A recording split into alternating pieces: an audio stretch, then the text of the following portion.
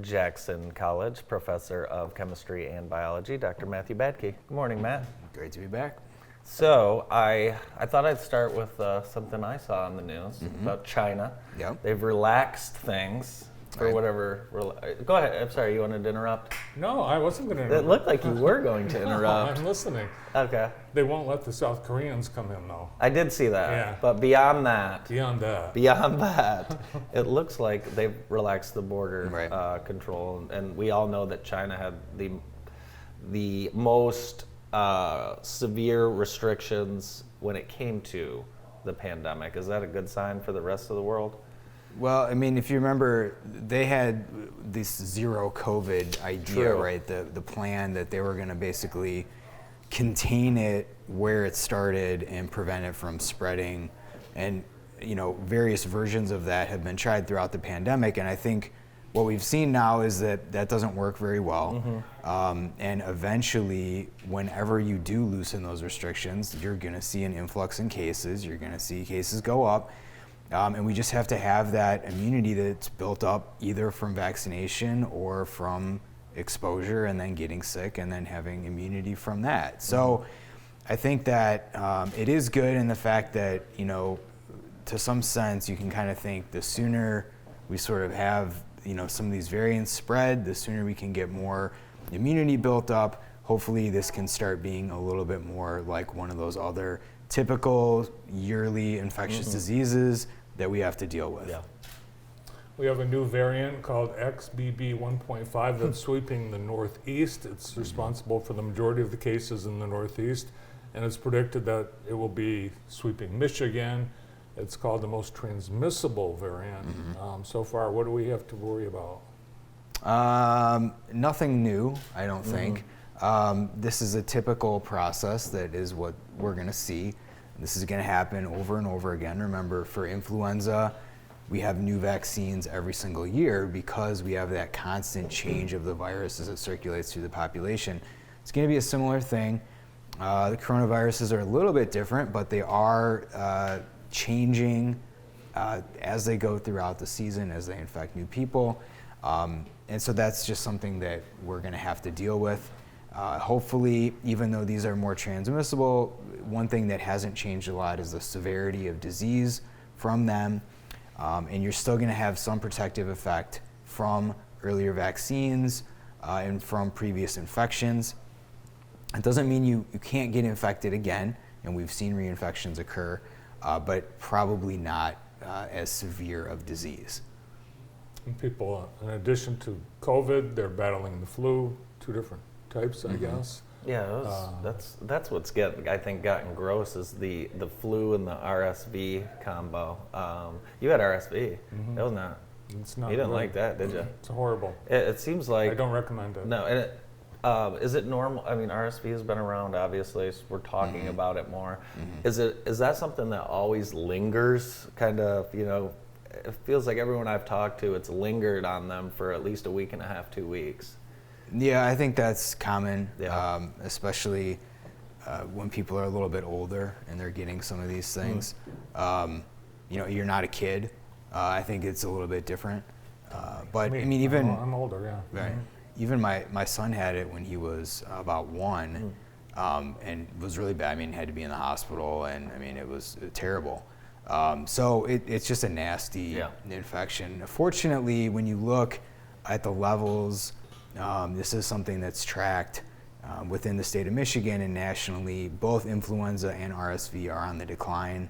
So compared to a couple weeks ago, things are improving. And hopefully, as we keep going, we will continue to see those fall.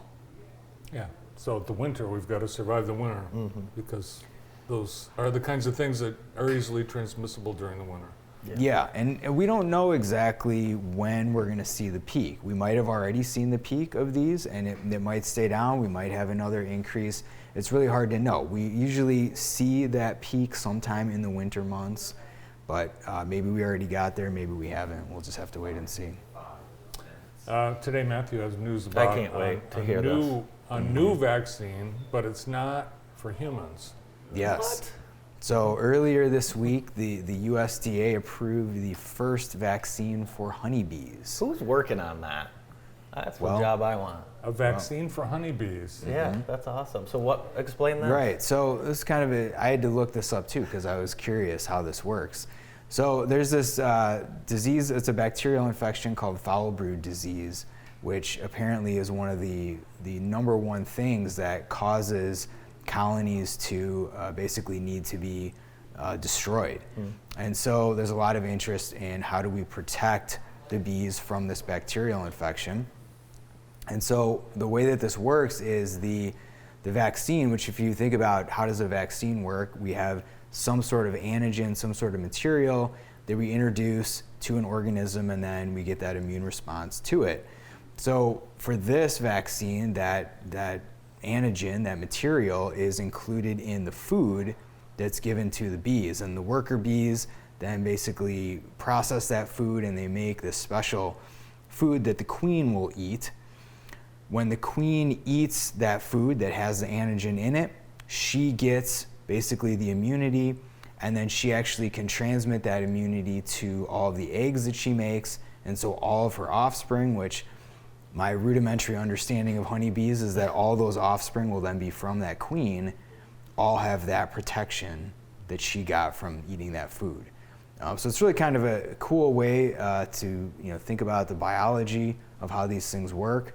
And it looks like starting later this year, that's actually going to be available for purchase. There's a couple companies that are going to be selling it, and hopefully that's less of a problem. I mean, we need more honeybees because of various reasons, but that's a good chunk of our food. If you think about your fruits and vegetables, a good chunk of those are pollinated by bees.